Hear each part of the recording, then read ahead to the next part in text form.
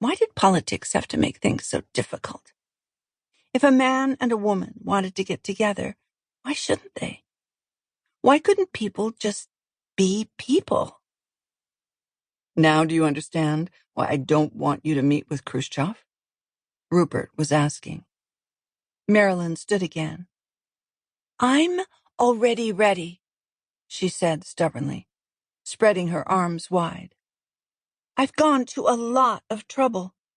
My people have gone to a lot of trouble, too. And damn it, Rupe, I want to go. Khrushchev asked to see me. Of all the stars in the Hollywood heavens, me. How do you know that? The State Department said so. I mean, I don't want to go up against the State Department. You want me to start World War III or something? Rupert stood, and his eyes drilled through her. You know the press will skewer you, he said, not giving up.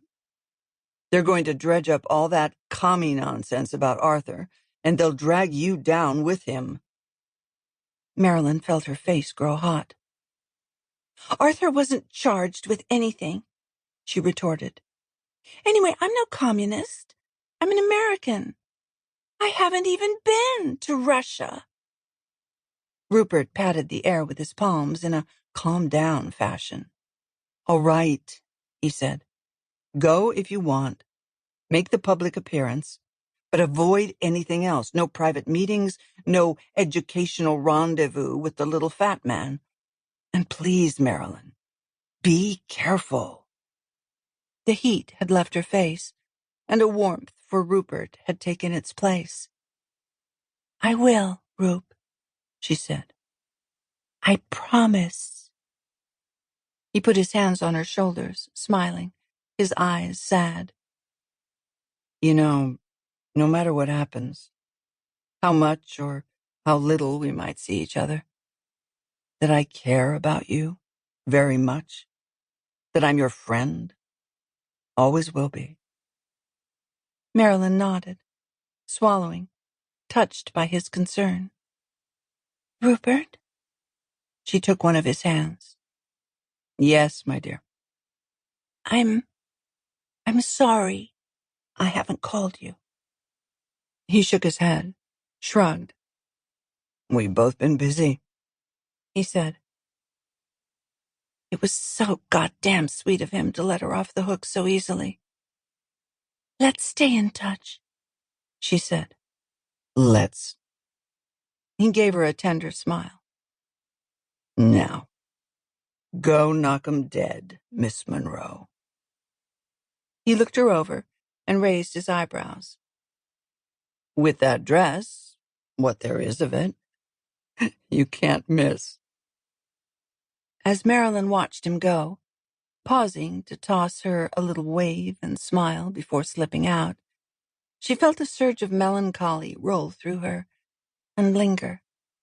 Then, taking a moment to summon back her movie star persona, that character she had created, that she played so well, and that to some degree she had become, leaving Norma Jean behind, she put on her sunglasses and exited the bungalow and walked out to the waiting limousine. In a remote corner of Los Angeles International Airport, from the yawning mouth of a North American aviation hangar, Jack Harrigan, his mental and emotional state a mix of detachment, concern, and fatigue, watched as an Air Force 707 landed in the heat-shimmering distance. The 42-year-old agent, assigned these days to the State Department's Security Division, had flown ahead the day before from Washington to finalize preparations for the visiting Russian delegation, arriving at this moment on that jet. At 6'2", Harrigan had a shaggy, rugged handsomeness. There were those who said he resembled a leaner Robert Mitchum, the movie actor, that made him almost too distinctive for the Security Division, which favored banality in its agent's appearance, the better to blend in with crowds.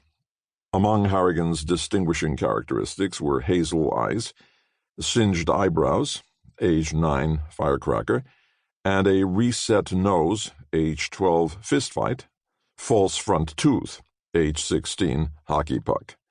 One other deformity only his ex-wife and a few other females knew about: a fistful-sized chunk of his left buttock was missing, age 25, German mortar.